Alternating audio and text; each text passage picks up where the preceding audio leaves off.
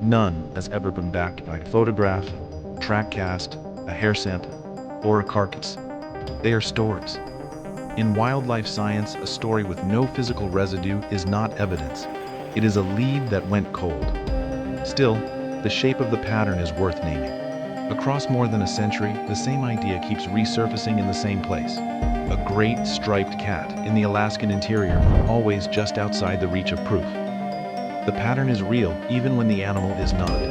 The recurrence of the belief is itself a fact, whatever its cause, which leaves the honest position exactly where the evidence leaves it. One trail camera image with a contested origin, a cluster of unverifiable sightings, and a subspecies that is, biologically, one of the few large predators on the planet that could theoretically survive an Alaskan winter. Not enough to confront, not enough to dismiss. So the question stops being whether the photo is proof. It plainly is not. It becomes something harder. Is the thing in the photo even possible? The answer is not theoretical, because the crossing has already happened. Just not with a tiger. 20,000 years ago, the sea between Alaska and Russia was gone. Enough of the world's water was locked into ice sheets that the seafloor stood exposed, a dry plain 1,000 kilometers wide. Geologists call it Beringia. It was not a bridge in any narrow sense. It was a country, grass, wind, herds, and the animals that followed it.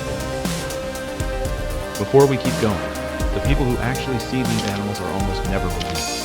The cases that hold up are all in one place, a book called The Lazarus File. Check the pinned comment or scan the code on your screen. Back to it. And one of the animals that walked east across it was a lion. Panthera spelaea, the cave lion, was not a creature of caves. That name is an accident of where its bones were found.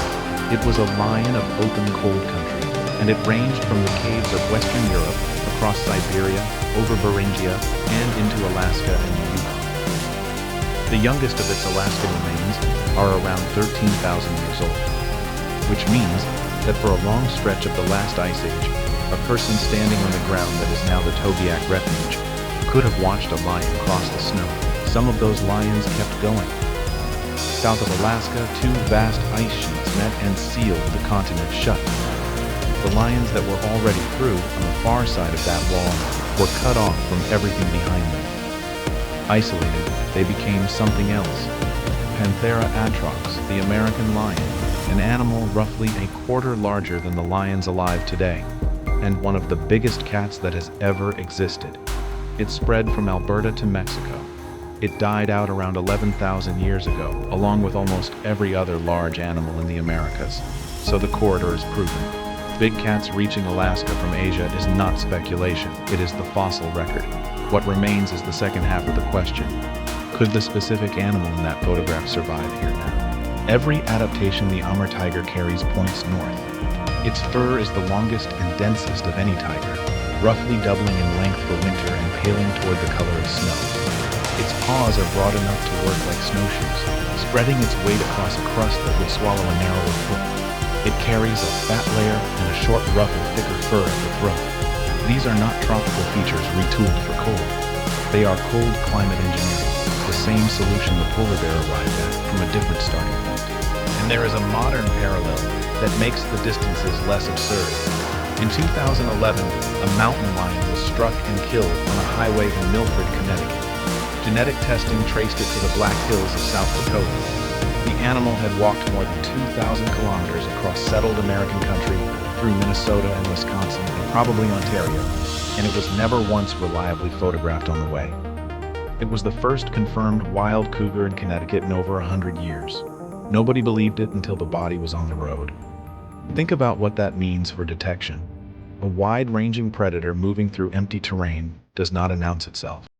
It registers as absence, a missing moose, an odd track in spring mud, a story a hunter half believes and does not repeat. The Connecticut cougar was invisible right up until the headlights found it. Now apply that logic to the Bering Ice. An Amur tiger, a documented swimmer with a documented tolerance for 40 below, crossing seasonal pack ice into a roadless refuge the size of a small country. Nothing in that chain is biologically impossible. Improbable, yes. Vanishingly rare, yes. But every individual link has already been demonstrated in the real world, which is exactly what makes the missing piece so loud. If every step can happen, why has the step never actually been caught? If a tiger could theoretically reach Alaska, why has no verified individual ever been documented there? Not one carcass, not one confirmed track, not one clue. Begin with the image that started this. It came from the Togiak refuge itself, published with a caption describing a Siberian tiger caught on an anti-poaching camera. It spread at the end of March 2017. On April 2nd, the refuge posted again. The tiger had been a joke, shared to mark the 1st of April, and the staff thanked everyone who had passed it around.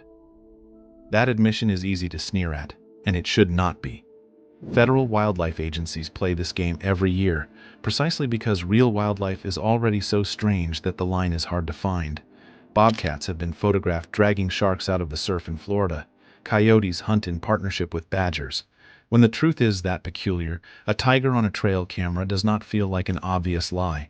That is the whole mechanism of the joke, and the whole reason it traveled. Strip the image away, and the deeper answer is harder and stranger. The reason no tiger turns up in Alaska's fossil record, or its modern one, is that the great cats of the north were never tigers. They were lions. Tiger and lion skulls are similar enough to fool an untrained eye, and for a long time, some northern finds were argued over. Recent genetic work has closed that argument. The bones people wanted to be tigers are cave lions, but if the sightings are wrong about the animal, they are not entirely wrong about the ground. There is one more cat in Alaska's record, and it is the one the folklore keeps circling. Homotherium, the scimitar cat, a saber-toothed predator that lived across Alaska and the Yukon and hunted bison, horses, and muskoxen there. It survived until roughly 12,000 years ago. Every so often, someone in Alaska still reports a saber-tooth. The animal they are describing was real. They have simply missed it by 12,000 years. Then there is scale. Alaska is not under-searched by accident. It is under-searchable by nature. Most of its interior has never been walked by a biologist. Across a territory that large and that empty, absence of evidence is a weak kind of proof. But for tigers specifically, it is reinforced by everything the ground has ever actually yielded. Because every large cat Alaska has produced, living or fossil, has turned out to be something other than a tiger. The camera on the Togiak River is still the right place to end. It was set to catch one predator, and, for a single spring, seemed to catch a stranger one. Until the joke was admitted, and the frame emptied of meaning.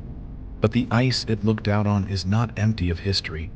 For tens of thousands of years, great cats, maned and saber-toothed and long since gone, did cross that frozen ground and hunt here. The North really was big cat country. The photograph only lied about which cat and when. Togiak alone still holds 4.7 million acres that no one has truly walked. Whatever moves through that silence now is not waiting to be believed. It is only waiting to be seen, and most of it